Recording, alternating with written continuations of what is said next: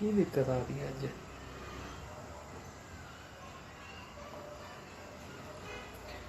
Hello, Sat Sri ਅਕਾਲ, ਨਮਸਕਾਰ, ਆਦਾਬ ਵਰਗੇ ਦੋਸਤੋ। ਮੁਲਕ ਵਿੱਚ ਕੁਝ ਸਮੇਂ ਤੋਂ ਆਤਮ ਨਿਰਭਰ ਸੈਲਫ ਡਿਪੈਂਡੈਂਟ ਇੰਡੀਆ ਵਰਗੇ ਸ਼ਬਦ ਬੜੇ ਉੱਚੀ ਸੁਰ ਵਿੱਚ ਬੋਲੇ ਜਾ ਰਹੇ ਹਨ। ਖਾਸ ਕਰਕੇ ਮੀਡੀਆ ਅਤੇ ਰਾਜਨੀਤਿਕ ਹਲਕਿਆਂ ਦੇ ਵਿੱਚ ਇਹ ਦੋਨੇ ਸ਼ਬਦ ਸਭ ਤੋਂ ਜ਼ਿਆਦਾ ਵੱਧ ਬੋਲੇ ਜਾਣ ਵਾਲੇ ਅਤੇ ਸੁਣੇ ਜਾਣ ਵਾਲੇ ਸ਼ਬਦ ਹਨ।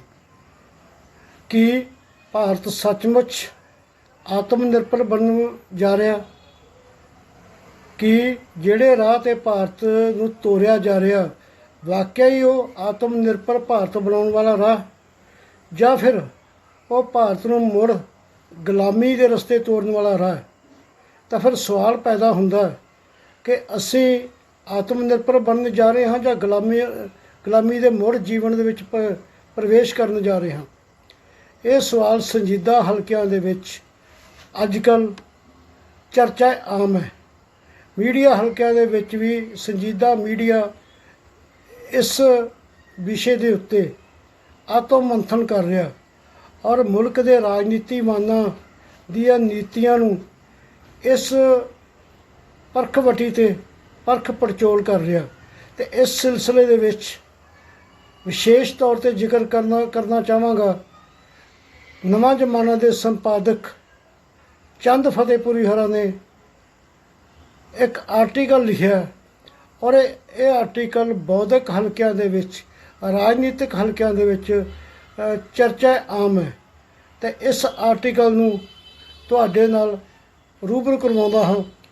ਚੰਦ ਜੀ ਲਿਖਦੇ ਨੇ ਕਿ ਭਾਰਤ ਦੀ ਸੰਤੀ ਪੈਦਾਵਾਰ ਅਤੇ ਕਿਰਤ ਸ਼ਕਤੀ ਨੂੰ ਤਬਾਹ ਕਰਨ ਤੋਂ ਬਾਅਦ ਮੋਦੀ ਸਰਕਾਰ ਨੇ ਹੁਣ ਦੇਸ਼ ਦੀ ਰੀੜ੍ਹ ਹੱਡੀ ਮੰਨੀ ਜਾਂਦੀ ਕਿਸਾਨੀ ਨੂੰ ਵੀ ਬਰਬਾਦ ਕਰਨ ਦਾ ਰਾਹ ਫੜ ਲਿਆ ਹੈ।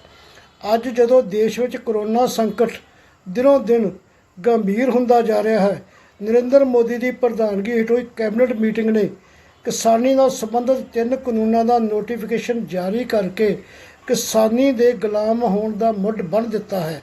ਇਹ 3 ਕਾਨੂੰਨ ਹਨ। ਇਹ 3 ਕਾਨੂੰਨ ਕਿਹੜੇ ਹਨ? ਇਹਦੇ ਬਾਰੇ ਜ਼ਿਕਰ ਕਰਦੇ ਨੇ ਚੰਦ ਫਤਿਹਪੁਰੀ ਕਿ ਇਹ 3 ਕਾਨੂੰਨ ਹਨ। ਠੇਕਾ ਖੇਤੀ, ਜਿਸ ਦਾ ਲੁਭਾਉਣਾ ਨਾਂ ਹੈ ਕਿਸਾਨਾਂ ਦਾ ਸਸ਼ਕਤੀਕਰਨ ਅਤੇ ਹਿਫਾਜ਼ਤੀ ਨੋਟੀਫਿਕੇਸ਼ਨ, ਖੇਤੀ ਜਿਣਸ ਅਤੇ ਵਪਾਰ ਨੋਟੀਫਿਕੇਸ਼ਨ ਅਤੇ ਜ਼ਰੂਰੀ ਵਸਤਾਂ ਨੋਟੀਫਿਕੇਸ਼ਨ। ਇਹਨਾਂ ਨੋਟੀਫਿਕੇਸ਼ਨਾਂ ਦੀ ਰਾਸ਼ਟਰਪਤੀ ਤੋਂ ਮਨਜ਼ੂਰੀ ਵੀ ਲੈ ਲਈ ਗਈ ਹੈ। ਮੋਦੀ ਦਾ ਮੂਲ ਮੰਤਰ ਹੈ ਜੋ ਕਿਹਾ ਜਾਵੇ ਉਸ ਦੇ ਐਨ ਉਲਟ ਕੀਤਾ ਜਾਵੇ। ਨੋਟਬੰਦੀ ਸਮੇਂ ਕਿਹਾ ਗਿਆ ਸੀ ਕਿ ਇਸ ਨਾਲ ਕਾਲਾ ਧਨ ਆਵੇਗਾ, ਪਰ ਹੋਇਆ ਇਹ ਕਿ ਇਸ ਨਾਲ ਧਨ ਕੁਬੇਰਾਂ ਨੂੰ ਕਾਲੇ ਧਨ ਨੂੰ ਚਿੱਟਾ ਕਰਨ ਦਾ ਮੌਕਾ ਦਿੱਤਾ ਗਿਆ। ਲਾਕਡਾਊਨ ਦੌਰਾਨ ਆਪਣੇ ਆਖਰੀ ਲੜੀਵਾਰ ਭਾਸ਼ਣ ਵਿੱਚ ਮੋਦੀ ਦੇ ਆਤਮ ਨਿਰਭਰਤਾ ਦੇ ਨਾਅਰੇ ਦਾ ਸਿੱਟਾ ਸਾਹਮਣੇ ਇਹ ਆ ਰਿਹਾ ਹੈ ਕਿ ਸਭ ਕੁਝ ਕਾਰਪੋਰੇਟਸ ਅਤੇ ਵਿਦੇਸ਼ੀ ਕੰਪਨੀਆਂ ਹੱਥ ਵੇਚਿਆ ਜਾ ਰਿਹਾ ਹੈ। ਪਹਿਲਾਂ ਇੱਕ ਇੱਕ ਕਰਕੇ ਪਬਲਿਕ ਸੈਕਟਰ ਦੇ ਅਦਾਰਿਆਂ ਦੀ ਬੋਲੀ ਲਾਉਣ ਦੇ ਫੈਸਲੇ ਲਏ ਗਏ। ਹੁਣ ਦੇਸ਼ ਦੀ ਸਮੁੱਚੀ ਜ਼ਮੀਨ ਉਹਨਾਂ ਦੇ ਹਵਾਲੇ ਕੀਤੀ ਜਾ ਰਹੀ ਹੈ। ਇਹਨਾਂ ਕਾਨੂੰਨਾਂ ਦੇ ਲਾਗੂ ਹੋਣ ਤੋਂ ਬਾਅਦ ਸਾਡੇ ਕਿਸਾਨਾਂ ਦੀ ਹਾਲਤ ਗੁਲਾਮਾਂ ਵਰਗੀ ਹੋ ਜਾਵੇਗੀ। ਕਿਹਾ ਤਾਂ ਇਹ ਗਿਆ ਕਿ ਇਹਨਾਂ ਕਾਨੂੰਨਾਂ ਦੇ ਲਾਗੂ ਹੋਣ ਤੋਂ ਬਾਅਦ ਕਿਸਾਨ ਆਪਣੀ ਜਿਣਸ ਕਿਤੇ ਵੀ ਵੇਚ ਸਕਦਾ ਹੈ, ਪਰ ਸੱਚਾਈ ਇਹ ਹੈ ਕਿ ਮੰਡੀਆਂ ਉੱਤੇ ਸਮੁੱਚਾ ਕੰਟਰੋਲ ਦੇਸੀ ਅਤੇ ਵਿਦੇਸ਼ੀ ਕੰਪਨੀਆਂ ਦਾ ਹੋਵੇਗਾ। ਉਂਝ ਵੀ ਸਾਡੇ ਮੁਲਕ ਵਿੱਚ 86% ਕਿਸਾਨੀ 1 ਏਕੜ ਤੱਕ ਦੀ ਮਾਲਕੀ ਵਾਲੀ ਹੈ। ਇਹ ਗਰੀਬ ਕਿਸਾਨ ਮੰਡੀਆਂ ਵਿੱਚ ਕਾਰਪੋਰੇਟ ਦਾ ਮੁਕਾਬਲਾ ਕਿਵੇਂ ਕਰ ਸਕਣਗੇ? ਇਹਨਾਂ ਕਾਨੂੰਨਾਂ ਪਿੱਛੇ ਸਰਕਾਰ ਦਾ ਮੁੱਖ ਮਕਸਦ ਵੱਡੀਆਂ ਕੰਪਨੀਆਂ ਲਈ ਠੇਕਾ ਖੇਤੀ ਦੇ ਦਰਵਾਜ਼ੇ ਖੋਲ੍ਹਣਾ ਹੈ। ਠੇਕਾ ਖੇਤੀ ਦਾ ਸਿੱਧਾ ਮਤਲਬ ਕਿਸਾਨ ਆਪਣੀ ਜ਼ਮੀਨ ਉੱਤੇ ਖੇਤੀ ਦਾ ਕਰਦਾ ਹੈ, ਪਰ ਆਪਣੇ ਲਈ ਨਹੀਂ, ਸੰਬੰਧਿਤ ਕੰਪਨੀ ਲਈ, ਜਿਸ ਲਈ ਉਸ ਦਾ ਐਗਰੀਮੈਂਟ ਹੋਇਆ ਹੁੰਦਾ ਹੈ। ਜਿਣਸ ਦਾ ਬੀਜ, ਖਾਦ, ਖਰਚੇ ਸਭ ਕੰਪਨੀ ਦੇ ਹੋਣਗੇ। ਭਾਅ ਵੀ ਪਹਿਲਾਂ ਤੈਅ ਕਰ ਲਿਆ ਜਾਵੇਗਾ। ਕੰਪਨੀ ਇਹ ਤੈਅ ਕਰੇਗੀ ਕਿ ਕਿਹੜੀ ਫਸਲ ਬੀਜੀ ਜਾਣੀ ਹੈ। ਕਿਸਾਨ ਦੀ ਹੈਸੀਅਤ ਸਿਰਫ ਇੱਕ ਮਜ਼ਦੂਰ ਦੀ ਹੋਵੇਗੀ। ਖੇਤ ਵਿੱਚ ਹੋਈ ਪੈਦਾਵਾਰ ਵਿੱਚੋਂ ਇੱਕ ਵੀ ਦਾਣਾ ਨਾ ਉਹ ਆਪਣੇ ਘਰ ਲਿਜਾ ਸਕਦਾ ਹੈ, ਨਾ ਕਿਸੇ ਹੋਰ ਨੂੰ ਵੇਚ ਸਕਦਾ ਹੈ।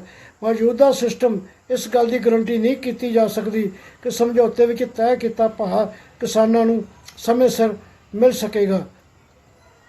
ਅਸੀਂ ਸਭ ਜਾਣਦੇ ਹਾਂ ਕਾਨੂੰਨ ਮੁਤਾਬਕ ਗੰਨਾ ਮਿੱਲਾਂ ਨੂੰ ਗੰਨਾ ਸੁੱਟਣ ਤੋਂ ਬਾਅਦ 2 ਹਫ਼ਤਿਆਂ ਦੇ ਵਿੱਚ ਕਿਸਾਨ ਨੂੰ ਭੁਗਤਾਨ ਕਰਨਾ ਹੁੰਦਾ ਹੈ, ਪਰ ਇਸ ਦੇ ਬਾਵਜੂਦ ਕਿਸਾਨ ਸਾਲਾਂ ਬੱਧੀ ਆਪਣੀ ਬਕਾਏ ਦੀ ਅਦਾਇਗੀ ਲਈ ਤਰਸਦੇ ਰਹਿੰਦੇ ਹਨ।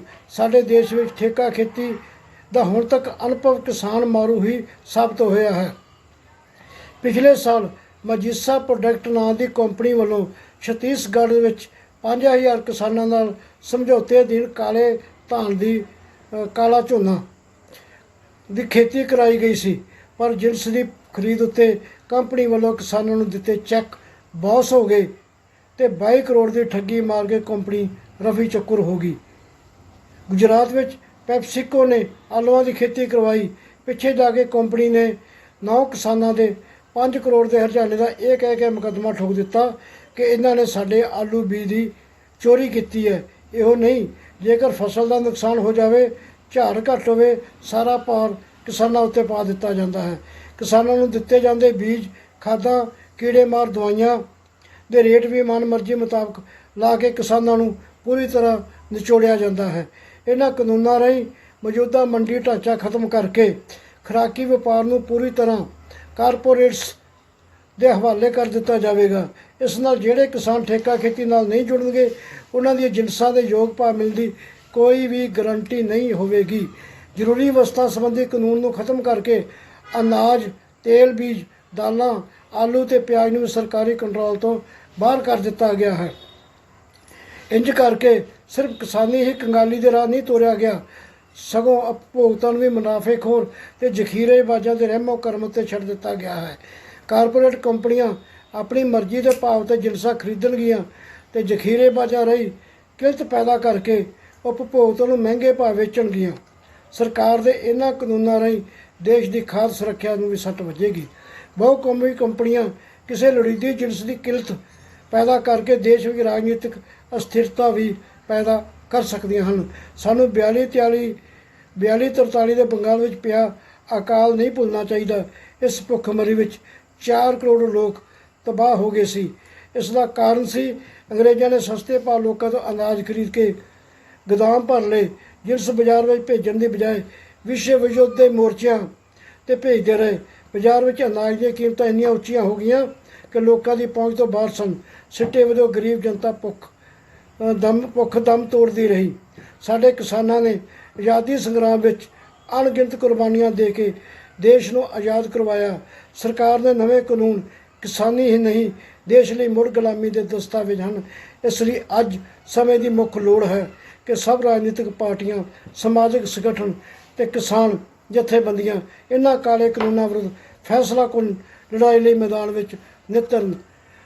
ਇਹ ਸੀ ਚੰਦ ਫਤਿਹਪੁਰੀ ਹੋਰਾਂ ਦੇ ਆਤਮ ਭਾਰਤ, ਜੋ ਕੇਂਦਰ ਸਰਕਾਰ ਤੇ ਵਿਸ਼ੇਸ਼ ਕਰਕੇ ਪ੍ਰਧਾਨ ਮੰਤਰੀ ਨਰਿੰਦਰ ਮੋਦੀ ਹੋਰਾਂ ਦਾ ਇੱਕ ਫਲੈਗ ਸਲੋਗਨ ਹੈ। ਉਹਦੇ ਸੰਬੰਧੀ ਉਹਨਾਂ ਦੇ ਵਿਚਾਰ ਚੰਦ ਫਤਿਹਪੁਰੀ ਹੋਰਾਂ ਨੇ ਜੋ ਕਮੈਂਟ ਕੀਤਾ ਉਹ ਤੁਹਾਡੇ ਨਾਲ ਸਾਂਝਾ ਕੀਤਾ। ਔਰ ਕਿਸਾਨ ਜਥੇਬੰਦੀਆਂ ਲਗਾਤਾਰ ਇਹਨਾਂ ਕਾਨੂੰਨਾਂ ਦੇ ਵਿਰੁੱਧ ਮੈਦਾਨੀ ਸੰਘਰਸ਼ ਵਿੱਚ ਕੁੱਦ ਪਈਆਂ ਹਨ। ਦੇਖਣਾ ਇਹ ਹੋਵੇਗਾ ਕਿ ਆਉਣ ਵਾਲੇ ਦਿਨਾਂ ਦੇ ਵਿੱਚ ਕਿਸਾਨ ਜਥੇਬੰਦੀਆਂ ਇਕੱਲੀਆਂ ਘੋਲ ਲੜਦੀਆਂ ਨੇ ਜਾਂ ਫਿਰ ਸਾਂਝਾ ਇੱਕ ਫਰੰਟ ਬਣਾ ਕੇ, ਜਿਵੇਂ ਵੱਖ-ਵੱਖ ਸਮੇਂ ਦੇ ਵਿੱਚ ਪਿਛਲੇ ਸਮੇਂ 'ਚ ਕੇਂਦਰ ਪੱਧਰ ਉੱਤੇ ਵੀ, ਸੂਬੇ ਪੱਧਰ ਉੱਤੇ ਵੀ ਕਿਸਾਨ ਜਥੇਬੰਦੀਆਂ ਦੇ ਸਾਂਝੇ ਫਰੰਟ ਬਣੇ ਔਰ ਬਹੁਤ ਸਾਰੇ ਸਾਂਝੇ ਘੋਲ ਇਹਨਾਂ ਫਰੰਟਾਂ ਦੇ ਉੱਤੋਂ ਲੜੇ ਗਏ। ਤੇ ਹੁਣ ਆਪਣਾ ਵੇਖਣਾ ਇਹ ਪਵੇਗਾ ਕਿ ਆਉਣ ਵਾਲੇ ਸਮੇਂ ਦੇ ਵਿੱਚ ਕਿਸਾਨੀ ਦੇ ਘੋਲ ਇਹਨਾਂ ਕਾਲੇ ਕਾਨੂੰਨਾਂ ਵਿਰੁੱਧ ਕੀ ਮੋੜ ਲੈਂਦੇ ਨੇ ਤੇ ਆਮ ਜਨਤਾ ਇਹਨਾਂ ਕਾਨੂੰਨਾਂ ਬਾਰੇ ਕੀ ਪ੍ਰਤੀਕਿਰਿਆ ਕਰਦੀ ਆ। ਰਾਜਨੀਤਿਕ ਪਾਰਟੀਆਂ, ਵਿਸ਼ੇਸ਼ ਕਰਕੇ ਕਿਸਾਨੀ ਨਾਲ ਸੰਬੰਧਿਤ ਪਾਰਟੀਆਂ, ਜਿਹੜੀਆਂ ਕਿਸਾਨੀ ਦੀਆਂ ਹਮਦਰਦ ਅਖਵਾਉਂਦੀਆਂ ਪਾਰਟੀਆਂ ਨੇ, ਪੰਜਾਬ ਦੇ ਸੰਦਰਭ ਦੇ ਵਿੱਚ ਗੱਲ ਕਰਨੀ ਹੋਵੇ ਤਾਂ ਆਮ ਆਦਮੀ ਪਾਰਟੀ ਤੋਂ ਇਲਾਵਾ ਅਕਾਲੀ ਪਾਰਟੀ ਵਾਸਤੇ ਵੀ ਇੱਕ ਬੜੀ ਪਰਖ ਦੀ ਘੜੀ ਹੈ। ਹਾਲਾਂਕਿ ਅਕਾਲੀ ਦਲ ਨੇ, ਕਿਉਂਕਿ ਅਕਾਲੀ ਦਲ ਕੇਂਦਰ ਵਿੱਚ ਇਸ ਮੁੱਦੇ 'ਤੇ ਭਾਈਵਾਲ ਹੈ ਭਾਰਤੀ ਜਨਤਾ ਪਾਰਟੀ ਦਾ, ਔਰ ਜਦੋਂ ਇਹ ਕੈਬਨਿਟ ਨੇ ਮਨਜ਼ੂਰੀ ਦਿੱਤੀ ਤਾਂ ਉਸ ਕੈਬਨਿਟ ਦੀ ਮੀਟਿੰਗ ਦੇ ਵਿੱਚ ਅਕਾਲੀ ਦਲ ਦੇ ਨੁਮਾਇੰਦੇ ਵਜੋਂ ਹਰਸਿਮਰਤ ਕੌਰ ਬਾਦਲ, ਜਿਹੜੀ ਅਕਾਲੀ ਦਲ ਦੇ ਪ੍ਰਧਾਨ ਸੁਖਬੀਰ ਸਿੰਘ ਬਾਦਲ ਦੀ ਜੀਵਨ ਸਾਥਣ ਹੈ ਔਰ ਕੇਂਦਰ ਮੰਤਰੀ ਮੰਡਲ ਵਿੱਚ ਮੰਤਰੀ ਵੀ ਹੈ, ਉਹ ਵੀ ਸ਼ਾਮਲ ਸੀ। ਕਿ ਹਰਸਿਮਰਤ ਕੌਰ ਬਾਦਲ ਹੋਰਾਂ ਨੇ ਇਸ ਕਾਨੂੰਨਾਂ ਪ੍ਰਤੀ ਜਦੋਂ ਕਿ ਕਾਨੂੰਨਾਂ ਨੂੰ ਕੈਬਨਿਟ ਮਨਜ਼ੂਰੀ ਦੇ ਰਹੀ ਸੀ ਆਪਣਾ ਵਿਰੋਧ ਦਰਜ ਕਰਵਾਇਆ, ਸਵਾਲ ਖੜਾ ਹੁੰਦਾ ਜੇ ਕਰਵਾਇਆ ਤਾਂ ਫਿਰ ਅਕਾਲੀ ਦਲ ਨੇ ਬਤੌਰ ਰਾਜਨੀਤਿਕ ਪਾਰਟੀ ਇਹਦੇ ਉੱਤੇ ਕੀ ਪ੍ਰਤੀਕਿਰਿਆ ਕੀਤੀ। ਜੇ ਨਹੀਂ ਕਰਵਾਇਆ ਤਾਂ ਫਿਰ ਅਕਾਲੀ ਦਲ ਕਿਹੜੇ ਮੂੰਹ ਨਾਲ ਇਸ ਮੁੱਦੇ ਦੇ ਉੱਤੇ ਕਿਸਾਨਾਂ ਨਾਲ ਹਮਦਰਦੀ ਦਾ ਪ੍ਰਗਟਾਵਾ ਕਰਦਾ। ਹਾਲਾਂਕਿ ਸੁਖਬੀਰ ਸਿੰਘ ਬਾਦਲ ਹੋਰਾਂ ਨੇ ਔਰ ਪ੍ਰੋਫੈਸਰ ਪ੍ਰੇਮ ਸਿੰਘ ਚੰਦੂਮਾਜਰਾ ਹੋਰਾਂ ਤੇ ਹੋਰ ਅਕਾਲੀ ਦਲ ਦੇ ਆਗੂਆਂ ਨੇ ਸਪਸ਼ਟ ਕਿਹਾ ਕਿ ਜਿਹੜੇ ਮਿਨੀਮਮ ਸਪੋਰਟਸ ਪ੍ਰਾਈਜ਼ ਘੱਟੋ ਘੱਟ ਜਿਨਸਾਂ ਦਾ ਮੁੱਲ ਉਹ ਕਿਸਾਨੀ ਨੂੰ ਮਿਲਦਾ ਰਹੇਗਾ ਤੇ ਜੇ ਕਿਸਾਨੀ ਨੂੰ ਇਹ ਮੁੱਲ ਨਾ ਮਿਲਿਆ ਤਾਂ ਅਕਾਲੀ ਦਲ ਕਿਸੇ ਵੀ ਕੁਰਬਾਨੀ ਤੋਂ ਪਿੱਛੇ ਨਹੀਂ ਹਟੇਗਾ। ਇਹ ਅਕਾਲੀ ਦਲ ਦਾ ਕਮੈਂਟ ਹੈ, ਪਰ ਕਹਿਣੀ ਤੇ ਕਰਨੀ ਦੇ ਅਮਲ ਦੇ ਵਿੱਚ ਅਸੀਂ ਪਿਛਲੇ ਸਮੇਂ 'ਚ ਦੇਖਿਆ ਕਿ ਜਿੱਥੇ ਵੀ ਕਿਤੇ ਆਮ ਲੋਕਾਂ ਦੇ ਸਰੋਕਾਰਾਂ ਦੇ ਉੱਤੇ ਕੋਈ ਕਾਲੇ ਕਾਨੂੰਨ ਮੜੇ ਜਾਂਦੇ ਰਹੇ ਆ, ਅਕਾਲੀ ਦਲ ਨੇ ਲੋਕਾਂ ਦੇ ਨਾਲ ਖੜਨ ਦੀ ਬਜਾਏ, ਲੋਕਾਂ ਦੇ ਸਰੋਕਾਰਾਂ ਨਾਲ ਖੜਨ ਦੀ ਬਜਾਏ ਹਮੇਸ਼ਾ ਹੀ ਭਾਰਤੀ ਜਨਤਾ ਪਾਰਟੀ ਦੇ ਖੰਘ ਵਿੱਚ ਖੰਘੇ ਨੇ। ਚਾਹੇ ਜੰਮੂ ਕਸ਼ਮੀਰ ਦਾ ਮਸਲਾ ਹੋਵੇ, ਹੋਰ ਬਹੁਤ ਸਾਰੇ ਮਸਲੇ ਨੇ ਤੇ ਆਉਣ ਵਾਲੇ ਸਮੇਂ ਦੇ ਵਿੱਚ ਇਹਨਾਂ ਕਾਨੂੰਨਾਂ ਪ੍ਰਤੀ ਵੱਖ-ਵੱਖ ਰਾਜਨੀਤਿਕ ਪਾਰਟੀਆਂ ਦੀ ਕਹਿਣੀ ਤੇ ਕਰਨੀ ਕੀ ਰੁਖ ਅਖਤਿਆਰ ਕਰਦੀ ਹੈ। ਕਿਸਾਨ ਜਥੇਬੰਦੀਆਂ ਦੇ ਕੋਲ ਕਿਹੜੇ ਮੋੜ ਤੇ ਜਾ ਕੇ ਕਿਹੜਾ ਮੋੜ ਕੱਟਦੇ ਨੇ ਇਹ ਅਸੀਂ ਦੇਖਾਂਗੇ। ਤੇ ਇਜਾਜ਼ਤ ਦਿਓ, ਧੰਨਵਾਦ, ਮਿਹਰਬਾਨੀ। ਫਿਰ ਕਿਸੇ ਹੋਰ ਮੁੱਦੇ ਨੂੰ ਲੈ ਕੇ ਤੁਹਾਡੇ ਰੂਬਰੂ ਹੋਵਾਂਗਾ।